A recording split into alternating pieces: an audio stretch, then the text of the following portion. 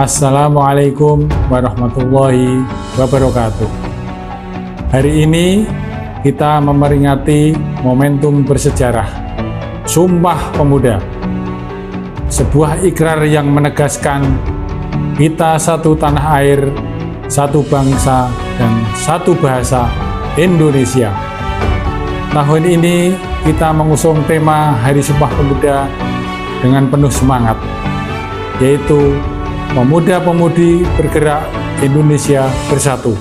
Untuk generasi muda yang ada di Kulon Progo maupun yang ada di Indonesia, terus kembangkan bakat yang kalian miliki, temukan yang kalian sukai, kemudian ketika sudah menemukan passion, geluti hal itu. Langkah-langkah kecil yang kalian lakukan dengan niat-niat yang baik akan membuahkan hasil yang baik pula. Itu salah satu hal yang perlu ditanamkan. Ketika kita sudah memiliki niat yang sangat-sangat baik kita tanamkan, insya Allah akan ada hasil yang kita tuai seperti itu. Jadi jangan berhenti untuk menemukan dan jangan berhenti untuk bergerak gitu istilahnya. Halo Sobat Ngarit, selamat datang kembali di podcast Ngarit, ngobrol asyik, reflektif, informatif, dan transformatif bersama Dinas Pendidikan Pemuda dan Olahraga Kabupaten Kulon Progo. Podcast yang membahas banyak hal seputar dunia pendidikan, kepemudaan, dan olahraga, tentunya dengan obrolan yang ringan tapi penuh makna. Nah Sobat Ngarit, di episode spesial kali ini, kita akan ngobrol bareng dengan sosok muda yang inspiratif sekali, yang tentunya sudah banyak dikenal di kalangan pemuda di Kulon Progo. Beliau adalah Dimas Diajeng Kulon Progo tahun 2023 ya Mbak ya? Iya, dan juga Pemuda Pelopor 2025. Selain itu beliau juga sebagai founder dari Sastra Riges dan prestasi-prestasi yang sangat luar biasa sering diraihnya. Nah, yuk langsung saja kita ke narasumber kita kali ini, Mbak Tri Wahyuni SS, betul? Betul sekali. Ini saya manggilnya Mbak Tri atau Mbak Yuni atau siapa ini? Baik, Mbak Yuni biasanya. Mbak Yuni. Ya, apa kabar Mbak Yuni? Alhamdulillah baik. Alhamdulillah baik. Selamat datang di podcast Ngarit Dinas Pendidikan Pemuda dan Olahraga, dan sepertinya baru pertama kali ini ya di sini ya? Iya, betul sekali. Mungkin boleh dikenalkan terlebih dahulu siapa ini sosok Mbak Yuni, kemudian tadi kan sudah saya spill sebagai Dimas Diajeng 2023, prestasi-prestasinya seperti itu. Mungkin biar para sahabat Ngarit lebih kenal dekat, boleh Mbak Yuni berkenalan terlebih dahulu? Oke, siap, karena ada pepatah tak kenal maka tak sayang Iya, gitu ya Mbak ya. Sekali. Ini biar pemirsa itu sayang sama saya gitu. Kita berdua Mbak. Iya. Baik, perkenalkan nama saya Tri Wahyuni, saya sarjana sastra dari Universitas Negeri Yogyakarta. Alhamdulillah saya bergerak di bidang kepemudaan, literasi dan juga sastra.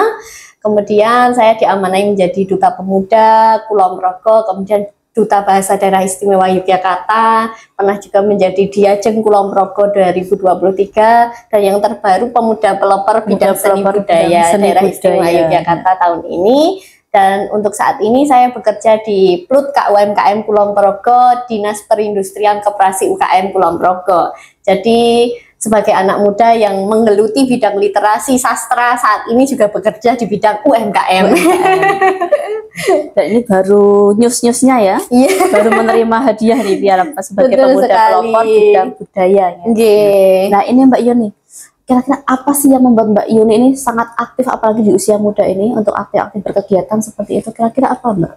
Ya, jadi kita itu harus memanfaatkan apa yang sudah ada. Jadi ketika kita masih muda, masih punya energi, masih punya waktu, kita maksimalkan untuk melakukan hal-hal yang baik. Karena saya percaya ketika langkah kecil dilakukan terus-menerus, kita berjalan terus-menerus, kita akan mencapai suatu tujuan. Dan itu langkah-langkah yang saya lakukan sejak kecil. Disiplin kecil yang saya lakukan mulai dari hal kecil, misal membaca buku, menulis cerita, dan lain sebagainya, itu akan membawa sebuah langkah yang besar seperti pencapaian yang ada saat ini misalnya seperti itu. Jadi sebagai pemuda memaksimalkan apa yang ada seperti itu. Luar biasa sekali ya, jadi memang sudah ditanamkan semangat dari kecil ya. Iya. Itu ada dorongan dari orang tua atau memang dari diri Mbak Yuni sendiri Mbak? Ya mungkin ada beberapa faktor, mungkin sedikit cerita ya Mbak ya. Jadi saya lahir di keluarga yang sederhana, bapak saya seorang petani, kemudian ibu saya ibu rumah tangga. Dan di situ saya tidak sama sekali dipaksa untuk menjadi orang yang harus berkompetisi, harus menang, tidak, tetapi ada dukungan dari mereka yang secara hangat memberikan itu secara tidak langsung. Jadi mereka menyemangati dengan cara sederhana, misalnya ketika malam, ketika belajar saya ditemani. Jadi hal-hal kecil seperti itu ketika belajar ditemani, terus diajak ngobrol seperti itu ternyata menumbuhkan motivasi besar. Makanya itu juga penting ya pemirsa, ketika nantinya memiliki anak gitu ya, harus ditemani, harus menerima curhatannya gitu ya. Nah, kemudian setelah itu saya juga mengerti arti kerja keras dari orang tua yang mana mereka banting tulang, kemudian juga mengerahkan segala tenaga untuk anaknya, itu yang menjadi salah satu hal yang mungkin apa yang bisa saya berikan untuk mereka gitu. Kalau misalnya saya belum bisa memberikan materi, mungkin saya bisa memberikan suatu kebanggaan agar nantinya bisa mengangkat derajat keluarga saya yang mungkin hanya dipandang keluarga sederhana, tapi ternyata akhirnya bisa memiliki anak yang mungkin bisa dibanggakan oleh orang tua seperti itu. Dan saya berharap dengan hal seperti itu saya bisa memberikan kebahagiaan bagi mereka dengan hal-hal yang mungkin kecil tapi bermakna dalam. Sangat menyentuh itu ya. Jadi memang kita tidak bisa memberikan apapun ya sebenarnya, iya, tapi dukungan orang tua luar biasa sekali. Iya, betul sekali. Nah ini Mbak, ini karena di depan kita nih ada piala yang begitu besarnya nih. Ini kira-kira prosesnya bagaimana Mbak bisa mendapatkan piala ini, terutama juara 1 di bidang budaya? Iya, terima kasih. Jadi prosesnya itu sangat lama karena pemuda pelopor ini bukan hanya 1-2 tahun, tetapi bagaimana bisa bertahun-tahun mempertahankan dan juga mempelopori suatu bidang gitu ya. Dalam hal bidang seni budaya ini saya mengambil salah satu ranah kecil yang mungkin dipandang sebelah mata, yaitu bidang sastra. Bidang sastra itu juga masuk ke seni budaya, khususnya adalah seni tulis dan juga seni pertunjukan gitu ya. Mohon maaf apabila salah, tapi sastra ini juga termasuk seni karena saya juga kuliah di bidang sastra. Tetapi mungkin beberapa orang menganggap bahwa sastra itu tidak menarik gitu. Ini yang menjadi salah satu hal yang mungkin cukup agak tanda tanya gitu ya. Kok sastra, kok bisa menang? Itu kemarin juga ada beberapa pertanyaan. Tetapi di situ yang menjadi awal dari semuanya adalah giat ataupun langkah kecil yang selalu saya katakan. Dari kecil, apakah saya boleh bercerita? Boleh? Yeah. Jadi dimulai ketika saya masih kecil, ketika masih sekolah dasar, saya suka sekali menulis diary. Ini yang menjadi titik awal suka dengan sastra. Jadi dengan diary, saya menulis diary cerita tentang sehari-hari itu menggunakan puisi. Jadi bukan hanya cerita biasa, tapi puisi. Nah itu yang menjadi satu hal untuk ketertarikan di bidang sastra. Kemudian juga peran perpustakaan sekolah itu juga sangat signifikan, penting. Itu yang memberikan kita minat baca yang tinggi. Kemudian berlanjut lagi ketika dewasa, mengulik banyak buku, kemudian juga lebih tertarik dengan sastra. Di situ saya menjadi juara dalam beberapa kompetisi sastra. Nah, itu menumbuhkan motivasi lagi. Nah, ini ternyata nulis bisa dapat juara ya gitu. Jadi terus lebih suka lagi dengan sastra. Kemudian saya teringat bahwa pesan dari seorang senior yang mengatakan bahwa orang yang baik, bahkan juga dalam Islam itu kan ada surat ataupun hadis ya Mbak ya, yang mengatakan bahwa orang yang hebat itu adalah orang yang mampu bermanfaat bagi orang lain. Jadi bukan orang yang berprestasi saja, tetapi orang yang mampu bermanfaat. Itu menjadi salah satu moto saya untuk bergerak di bidang sastra dan juga literasi. Jadi tidak berhenti menjadi seorang juara, tetapi bagaimana bisa menjadi mempelopori daerah sekitarnya itu seperti itu. Jadi ini didapatkan bukan karena 1 tahun ataupun 2 tahun, tetapi proses panjang yang dilalui mulai dari menyukai sastra, mulai dari menggeluti sastra sampai menggerakkan gerakan literasi melalui komunitas yang saya inisiasi bernama Komunitas Sastra Regas. Nah, untuk kontribusinya bisa dicek di Instagram @sastra_regas. Di sana ada beberapa kegiatan yang kami lakukan. Jadi penghargaan ini juga didasari oleh adanya komunitas sastra Regas. Di sini saya juga mau mengucapkan terima kasih banyak kepada pengurus, anggota Regas dan lain sebagainya yang telah membuat saya mendapatkan penghargaan ini. Dan ini penghargaan bukan buat saya, tetapi buat komunitas Regas dan juga seluruh pecinta sastra yang ada di Kulon Progo. Karena ini kan terkait dengan pelestarian sastra gitu ya Mbak ya. Luar biasa sekali, khusus untuk pecinta sastra di Kulon Progo terutama seperti itu ya. Nah ini Mbak, menghadapi dunia yang sekarang ini serba digital ya, tantangan terbesarnya apa Mbak untuk mengenalkan terlalu budaya-budaya lokal itu untuk kaula muda di era digital ini? Iya, sekarang itu kan tidak bisa dipungkiri bahwa digitalisasi itu menjadi hal yang sangat-sangat penting gitu ya. Kalau saya sendiri mulai dari sosial media jangan sampai di private, jangan sampai itu tertutup gitu ya. Kalau menurut saya, menurut hemat saya, paling tidak kita memiliki personal branding maupun branding positioning namanya. Itu di situ kita bisa mengembangkan bagaimana kita bisa membangun citra diri di sosial media dengan cara mengenalkan budaya, bahkan juga mengenalkan potensi diri sendiri. Ada dua hal yang bisa ditekankan, bagaimana bisa berkontribusi untuk mengenalkan daerah melalui budaya, pariwisata, maupun ekonomi, dan lain sebagainya. Kemudian yang kedua adalah citra diri. Citra diri di sini terkait dengan branding positioning ini bisa dilakukan dengan cara mengunggah foto-foto kegiatan misalnya, ataupun foto-foto saat mendapatkan penghargaan, itu juga bisa dilakukan. Kemudian untuk era yang lebih digital dan juga lebih mumpuni lagi, bisa juga kita menggunakan beberapa hal ataupun platform lain yang bisa memungkinkan. Contohnya kita juga podcast seperti ini, kemudian juga dengan e-book, menerbitkan e-book, kemudian juga nanti bisa membuat konten-konten promosi dan lain sebagainya. Jadi banyak hal yang bisa dieksplor di era digital ini. Yang penting jangan berhenti untuk menemukan passionnya gitu. Ini brandingnya itu ya. Iya.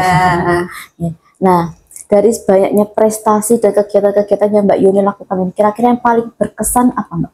Yang paling berkesan ya, yang paling berkesan mungkin terkait kepenulisan. Jadi saya menulis itu di bidang sastra Indonesia, sastra Jawa, dan juga sastra Inggris. Di bidang yang paling mengesankan dan membuat saya terharu sampai saat ini adalah di bidang sastra Jawa. Saat itu saya menulis yang namanya Sandiwara Radio berbahasa Jawa. Saat itu ketika nenek saya tiada, jadi ketika nenek saya meninggal. Sewaktu itu ada cerita yang saya tuliskan yang berjudul Batik Lan Pandemi. Dalam cerita itu mengisahkan tentang seseorang yang merantau, kemudian ibunya meninggal karena pandemi COVID. Kemudian ada batik Sido Asih yang melambangkan rasa kasih sayang. Dalam cerita itu alhamdulillah mendapatkan penghargaan naskah terbaik tingkat nasional dulunya. Jadi itu terinspirasi dari nenek saya. Jadi saya teringat dengan nenek saya, kemudian juga batik yang pernah saya berikan ke nenek saya, itu ternyata ketika ditulis bisa memberikan kenangan yang mengharukan ketika dibaca kembali ataupun ketika disiarkan di radio. Dan dari situ ketika menang tingkat nasional ternyata hadiahnya alhamdulillah luar biasa, dan itu menjadi salah satu pencapaian saya, bisa membeli motor sendiri, bisa membeli laptop sendiri, bisa membeli HP sendiri, dan itu ternyata dari sastra saya bisa dihidupi olehnya gitu. Jadi menulis sastra Jawa itu bukan sekedar menulis saja gitu, tetapi menyampaikan makna atau perasaan yang bisa membawa kamu hidup. Saya bilangnya begitu karena ternyata sastra Jawa itu memang bukan suatu hal yang sederhana, tetapi ada makna dalam yang bisa menjadikan hidup kita itu lebih bermakna. Karena kembali lagi, wong Jawa yo Bali jadi wong Jawa gitu. Tapi sekarang banyak kan wong Jawa hilang Jawa ya. Iya, apalagi di kalangan pemuda ya. Yang disayangkan itu, apalagi nanti bahasanya jadi campur-campur gitu ya. Ya, apa generasi sekarang kalau mendidik anaknya dengan bahasa-bahasa yang itu harus diseimbangkan gitu. Seperti halnya Trigatra Bangun Bahasa namanya. Jadi di Duta Bahasa itu kami mengutamakan bahasa Indonesia, kemudian melestarikan bahasa daerah dan juga menguasai bahasa asing. Mungkin ini juga menjadi salah satu hal buat pemirsa agar dapat menyeimbangkan penggunaan tiga bahasa itu gitu. sedikit saya tangkap tadi. Jadi kalau kita menyukai sesuatu, silakan itu digeluti seperti itu ya. Iya, Siapa tahu itu yang bisa menghidupimu. Iya. Gitu ya. Gitu. Bahkan dari hal yang tadi kita memberikan sesuatu ke simbahnya, Iya. tapi ternyata bisa diambil nilainya oleh orang luar dan bahkan bisa menghidupi tadi ya. Iya, Oke. betul sekali. Nah, sangat luar biasa sekali ya Mbak Yuni ya. Nah, ini Mbak Yuni di momen yang sekarang ini, kebetulan bulan Oktober, Iya. pas sekali dengan Sumpah Pemuda. Kira-kira pesan apa yang akan disampaikan Mbak Yuni kepada kalangan-kalangan pemuda agar terutama mereka punya semangat, kemudian juga menjunjung budaya-budaya lokalnya seperti itu Mbak Yuni?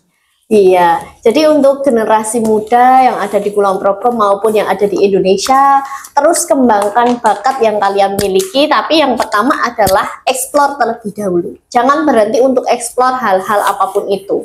Explore dulu, temukan yang kalian sukai, kemudian ketika sudah menemukan passion, geluti hal itu. Langkah-langkah kecil yang kalian lakukan dengan niat-niat yang baik akan membuahkan hasil yang baik pula. Itu salah satu hal yang perlu ditanamkan ketika kita sudah memiliki niat yang sangat-sangat baik kita tanamkan, insya Allah akan ada hasil yang kita tuai seperti itu. Jadi jangan berhenti untuk menemukan dan jangan berhenti untuk bergerak gitu istilahnya. Jangan berhenti untuk menemukan dan jangan berhenti untuk bergerak. Luar biasa sekali pesannya hari ini, sangat dalam, bisa menyentuh. Ya baiklah, terima kasih Mbak Tri Wahyuni sudah hadir di podcast kami. Sangat senang sekali hari ini kami. Kemudian juga semoga apa yang Mbak Yuni sampaikan hari ini kepada kalangan pemuda punya banyak manfaat untuk kalangan pemuda, dan terutama nanti banyak hal-hal positif yang bisa dipetik oleh para pemuda di Kulon Progo khususnya seperti itu. Nih, dari kami cukup sekian. Terima kasih Sobat Ngarit. Salam budaya dan salam ngarit, ngobrol asyik, inspiratif, reflektif, dan transformatif. Satu frekuensi, sejuta inspirasi pendidikan. Terima kasih.